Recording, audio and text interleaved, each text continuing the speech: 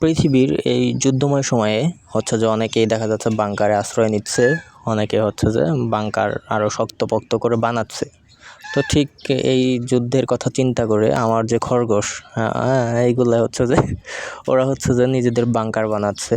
তো আপনার বাংকার আপনারা বানিয়ে নিন, নিজে বাঁচলে বাপের নাম। তো যাই হোক, ও নিজের জন্য বাংকার কিভাবে বানাইতেছে আর কতটুকু গভীরে বানাচ্ছে সেটাও আপনাদেরকে আজকে ভিডিওতে দেখাবো। মূলত হচ্ছে যে আমি এই খরগোশগুলোকে নিয়ে আসছি, অল্প কিছুদিন হয়েছে। তো ওরা হচ্ছে যে আসার পরবর্তীতেই অনেক ধরনের কাহিনী করছে আমার এই ঘরের মধ্যে। মাটির ঘর যেহেতু, এই দিক দিয়ে খুব বাংকার বানায় বাইরে চলে যায়।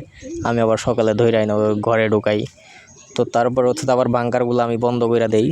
বিটু বোম্বার যে বাংকার ব্লাস্টারগুলো আছে সেইগুলো মাইরা আমি মাঝে মাঝে হচ্ছে যে ওদের এই বাংকারগুলো বন্ধ করে দিই। কিন্তু তারা হচ্ছে যে একদমই হচ্ছে যে খুবই শক্তপোক্ত যোদ্ধা। তারা হচ্ছে পুনরায় আবার সকালে থেকেই শুরু করে দেয়, রাতেই শুরু করে বাংকার বানানো। মজার ব্যাপার, আমি বাংকার যতবারই আটকায় দেই, বন্ধ করে ভাঙা দেই, ওরা থেমে থাকে না, ওদের কার্যক্রম ওরা চালাইতেই থাকে।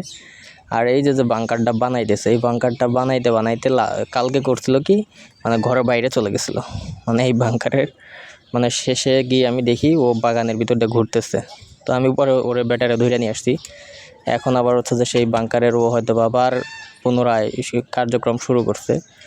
খুব দ্রুত হয়তো ওর বাংকারের কার্যক্রম শেষ হয়ে যাবে। তো পরবর্তীতে আবার আমি বন্ধ করব। দেখা যাক, ওর বাংকার বানানো শেষ হইলেই ওর সামনে আমি ওর বাংকারটারে বন্ধ করে দেব, দেখি কি করতে পারে ও।